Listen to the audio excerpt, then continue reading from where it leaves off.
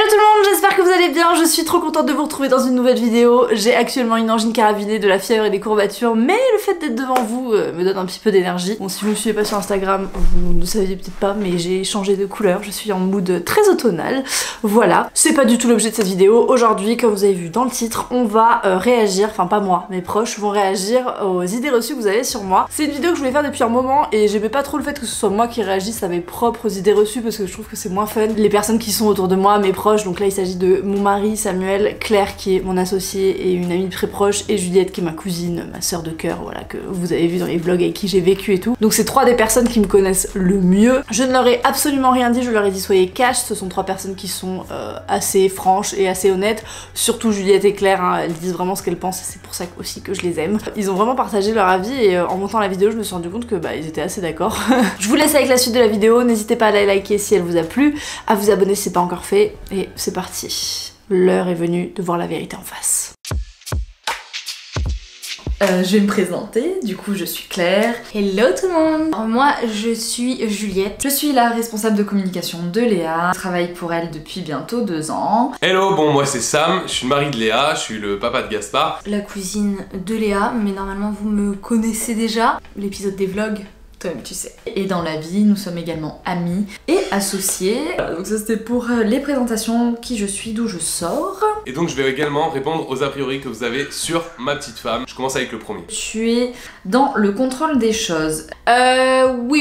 Oui, tout à fait. Léa est une contrôle freak, hein, on va pas se le cacher, je pense que tout le monde le sait et que ça se voit. Elle a une partie d'elle qui a vraiment besoin de contrôler et qui a vraiment besoin de gérer les choses, parce qu'en fait c'est en contrôlant la situation qu'elle en profite vraiment. Oui, ça c'est certain. Elle est dans le contrôle. Always. Donc elle a parfois un peu du mal à se laisser aller, mais elle y arrive de temps en temps, surtout quand on est entre nous, quand on est avec des amis. Donc je dirais que peut-être professionnellement elle est très dans le contrôle des choses et c'est normal et c'est pour ça qu'elle en est où elle est aujourd'hui. Je pense que c'est normal quand on est chef d'entreprise. Pour moi c'est pas forcément une mauvaise chose dans sa vie en tant que femme, en tant que maman, en tant qu'amie. C'est quelqu'un qui déconne énormément et qui a pas forcément besoin de savoir où, quand, comment, avec qui les choses se passent. Tu es assez fermé d'esprit. Absolument pas. Genre, Léa, vraiment, tu peux lui parler de tout ce que tu veux. Léa, elle est super ouverte d'esprit, franchement, elle est très tolérante, elle a aucun problème avec la contradiction, avec le fait d'avoir des gens qui sont d'avis opposés. Patiente, mais patiente,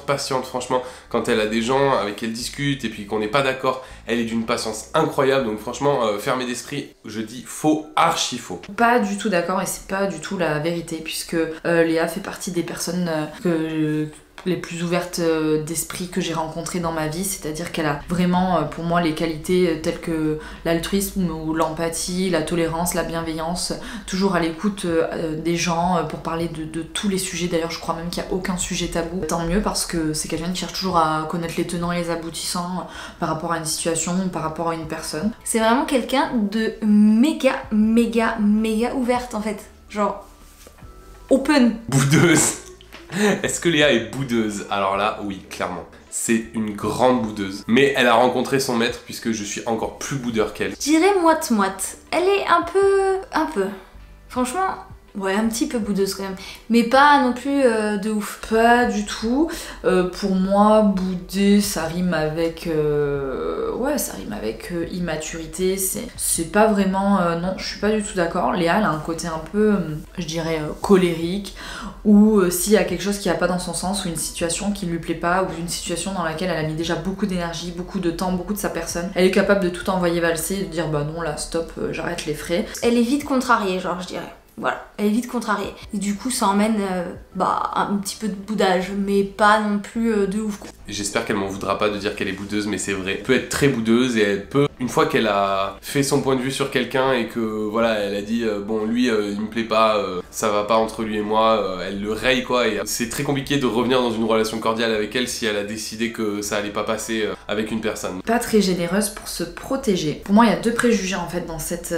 Dans cette phrase, pas très généreuse pour te protéger. Première partie, Léa est quelqu'un de très généreux, c'est une personne extrêmement généreuse mais sur plusieurs aspects. S'il y a quelqu'un de généreux sur cette terre, c'est Léa, je peux vous le dire. Léa, tu lui demandes n'importe quoi, que ce soit un service, un truc financier, un truc, elle te le fait. Genre, elle est extrêmement généreuse et avec n'importe qui. Genre, elle te connaît depuis une semaine, elle va être autant généreuse que si elle te connaît depuis 5 ans, quoi. C'est quelqu'un qui a le cœur sur la main, mais il faut pas lui faire à l'envers. Quand on la respecte et que tout se passe bien, elle a aucun problème à ouvrir sa maison, à faire quelque chose pour quelqu'un, à donner un coup de main, à participer à des projets. C'est vrai qu'il faut pas lui faire à l'envers. C'est quelqu'un qui donne beaucoup de sa personne dans les relations, dans son travail, qui s'investit énormément. Vraiment, sur cette partie-là, je suis pas d'accord. Donc non, franchement, très généreuse. Vraiment très généreuse. Tu vis ta vie comme t'as envie sans te soucier de l'avis de tout le monde. Bah ouais, c'est clair. Ça c'est vrai, genre elle s'en balèque, voilà, il faut le dire, tel que c'est, elle s'en balèque.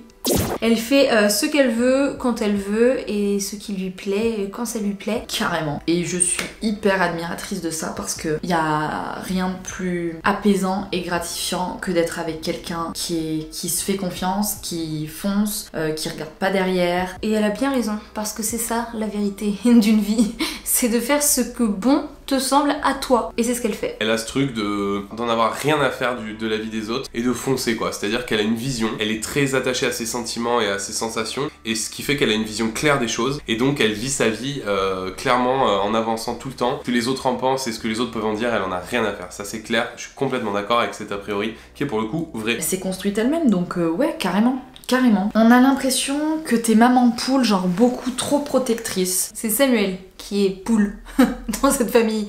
Léa, elle est très...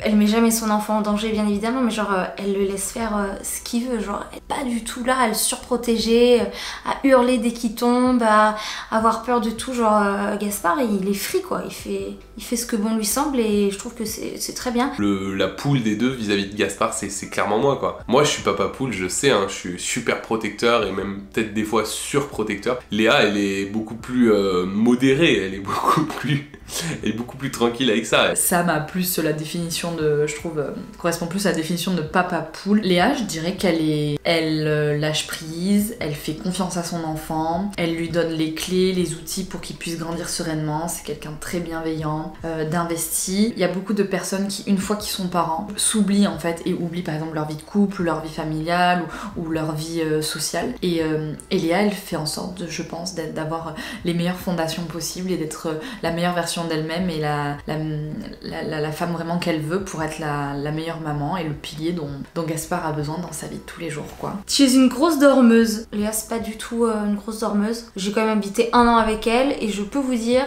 qu'elle n'est pas du tout dormeuse. Genre, c'est le travail avant tout, tu vois. Si elle doit faire du montage jusqu'à 4h du mat, elle fera du montage jusqu'à 4h du mat. Non, Léa, c'est du genre assez couche-tard et assez lève-tôt, qui a plein d'idées et qui, quand genre le réveil sonne une fois, elle est genre du genre à se lever direct, pas du tout du genre à traîner au lit. Les premières fois on a vraiment dormi ensemble, vécu ensemble, c'était pendant mes premières années de médecine. Elle commence à bosser de ouf sur Insta, sur YouTube et tout. Et à cette époque-là, c'est simple, elle se couchait quand moi je me levais. Tout le reste de la nuit elle bossait. Elle se levait à genre midi quoi, enfin elle avait les nuits complètement décalées. Mais elle a quand même ce truc de ne pas avoir besoin de beaucoup de sommeil pour être fraîche. Franchement, respect parce que moi j'ai plus de mal le matin, sachant qu'elle ne boit même pas de café. Donc c'est franchement, elle est forte. Hautaine et dédaigneuse. Ah, alors celui-là j'aurais pu le recevoir, puisque toute notre vie, on passe pour des grosses hautaines. Ça, j'ai entendu des dizaines et des dizaines de fois. C'est quelque chose que je peux complètement comprendre parce que elle peut avoir ce premier abord-là, mais quand on la connaît et quand on sait, voilà, tout son parcours et tout ce qui s'est passé dans sa vie... Je pense que c'est dans notre famille, on est tous comme ça, genre on a une expression dans les yeux, dans tout qui fait qu'on a l'air très hautain et très... Ouais, se la raconter, genre on se prend pour je sais pas qui, mais alors que pas du tout, genre y a pas plus ouvert et fun que nous.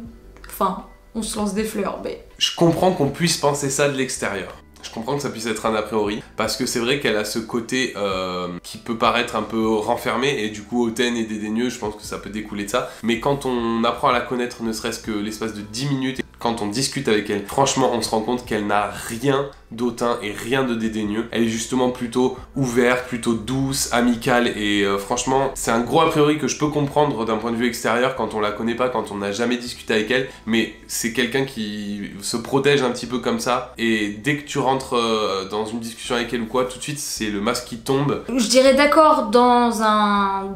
genre... au premier abord, mais pas du tout vrai quand on creuse. Elle a toujours une bonne intuition sur les gens, absolument. Ça, franchement, c'est un truc de fou. D'ailleurs, c'est une qualité, enfin, c'est un ressenti qu'on a en commun, parce qu'avec Léa, je pense qu'il n'y a pas une seule situation ou une seule rencontre dans notre vie qu'on a faite ensemble où on n'a pas eu le même ressenti, où on s'est pas dit ah cette personne je l'ai trop bien senti, ça s'est trop bien passé. Franchement, c'est un truc de fou comment elle sait cerner les gens rapidement au premier abord. De ouf. Genre, je ne sais pas, moi je l'appelle Sherlock parce que déjà elle enquête sur tout et elle sent tout le monde, genre dès qu'elle voit quelqu'un ou quoi, direct elle sait et en général ça loupe pas. Donc oui, très bonne intuition sur les gens. Elle rencontre des gens, elle dit lui je le sens pas, elle je la sens bien, elle je la sens pas. Elle a 95% du temps raison. C'est-à-dire qu'elle sent les gens, elle sent les énergies des gens, elle sent les motivations des gens. C'est pas quelqu'un qui s'arrête aux premières impressions, elle donne toujours une chance aux gens pour apprendre à les connaître et si vraiment ça passe pas, alors là par contre on peut être sûr qu'il y aura pas d'effort de fait de son côté pour qu'elle apprécie la personne, vraiment pas. Que Léa a peu d'amis, non,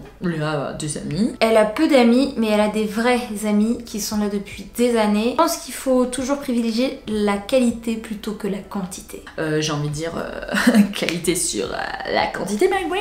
Léa elle a des amis sur qui elle peut compter depuis le collège, elle a un groupe d'amis sur qui elle peut compter. Il y a des gens qui sont greffés au fur et à mesure, voilà, des étapes de vie. Et Léa, une fois qu'elle a confiance en quelqu'un, qu'il y a le lien de confiance qui s'est mis en place, mais elle donne tout dans l'amitié, c'est un truc de fou quoi, c'est la personne qui est joignable. H24, 7 jours sur 7, j'ai jamais rencontré quelqu'un qui était autant joignable. On a peu d'amis, mais par contre les amis qu'on a, je peux vous dire que c'est des amis sur qui on pourrait compter pour tout et n'importe quoi. C'est-à-dire que nous, notre définition d'amis, c'est des gens traverser le monde entier du jour au lendemain pour nous et inversement. Et ça, c'est rare et on peut pas en avoir 50 comme ça, c'est impossible. Tu es une work addict de ouf. Léa, le travail c'est sa passion. Genre, elle ne peut pas décrocher du travail.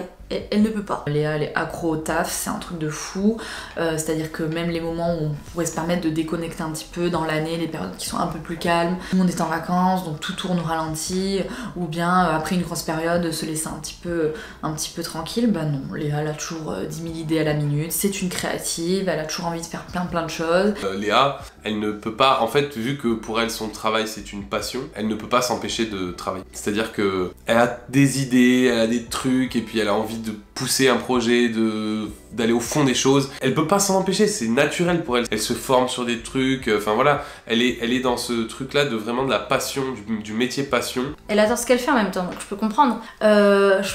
Quand il y a un truc qui te passionne, bah t'es à fond dedans. Et elle, son travail la passionne et elle adore avoir plein de projets, elle adore entreprendre plein de choses. Et elle a toujours le cerveau en ébullition là. Elle s'y consacre à 200%, elle a envie de lancer des sociétés tout le temps, de créer des nouveaux concepts. Après il y a des choses qui aboutissent et des choses qui aboutissent pas, mais ouais, c'est quelqu'un qui travaille énormément et je pense que voilà, c'est normal parce qu'encore une fois, elle se le doit qu'à elle-même, à 24 ans, jeune femme qu'elle est, 3 entreprises, heureusement qu'elle est work addict quoi, parce que ça s'est pas fait en un jour et j'espère de tout mon cœur qu'un jour elle arrivera à mettre le haut là et qu'elle prendra du temps pour elle et pour profiter de tout ce travail qu'elle a mis, tout ce temps qu'elle a investi, tout ce travail qu'elle a fourni pour en arriver là quoi. Prochaine a priori, c'est très maladroite. Ça c'est clair que Léa c'est une grosse boulette. Y a pas un repas où elle se tâche pas sa robe, son vêtement. Y a pas un truc qu'elle déplace dans la maison sans le faire tomber. Alors ça m'en parlez pas, je suis au bout. C'est je pense la personne la plus maladroite que j'ai jamais rencontrée. Oui, c'est une boulette. Voilà, une boulette sur pattes. Genre une boulette. Rien de plus à ajouter, c'est une boulette. Toujours elle fait des trucs, on sait pas pourquoi elle fait, mais elle les fait, je ne sais pas. C'est des choses qui n'arrivent qu'à elle quoi. C'est un truc de ouf, la moindre situation un peu... Voilà, tu te dis non, ça peut pas arriver, bien sûr que oui, ça arrive. Déjà Léa, elle connaît pas sa droite et sa gauche, alors déjà partant de là, on est mal barré, mais il lui arrive toujours des trucs inopinés comme ça, de maladresse, que Léa est bordélique. Oui, et elle s'est calmée. Franchement, oui, elle s'est calmée parce que Léa, ça va avec créative aussi, quoi.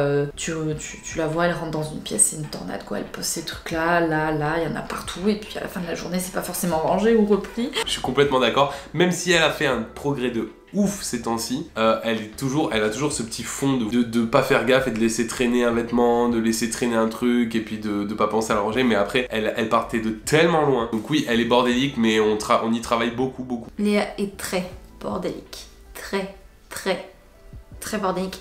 Elle s'arrange avec le temps, donc je lui mettrai une petite gommette d'encouragement, mais c'est pas encore trop ça. Elle s'arrange. Mais vraiment, il y avait une période, c'était une calamité, genre vraiment une calamité. Après, depuis quelques temps, je trouve que vraiment, elle a fait beaucoup d'efforts sur ça pour réussir à vraiment organiser son environnement et à structurer. Je pense que ça l'aide aussi mentalement. Elle a fait beaucoup d'efforts, elle a regardé beaucoup de vidéos, etc. Et ça va mieux, franchement ça va mieux. Que Léa est parano sur la nourriture et sur les calories, pas du tout. J'ai l'impression que aujourd'hui dans notre société, de toute façon, parler d'alimentation et de régime et de kilos et de corps avec tout le mouvement body positif, il y a plein de choses ambivalentes, enfin, c'est mon point de vue. Elle est pas parano du tout par rapport à la bouffe, juste après c'est vrai qu'elle réfléchit à ce qu'elle mange et elle essaye de faire attention à sa santé, mais ça c'est normal, mais par contre elle est pas du tout parano par rapport aux calories ou quoi, et d'ailleurs à la maison on compte jamais les calories. Franchement pas du tout, sauf quand elle est vraiment à fond dans un truc et qu'elle veut se donner un objectif, là elle va faire très attention et elle va être à fond dans le truc,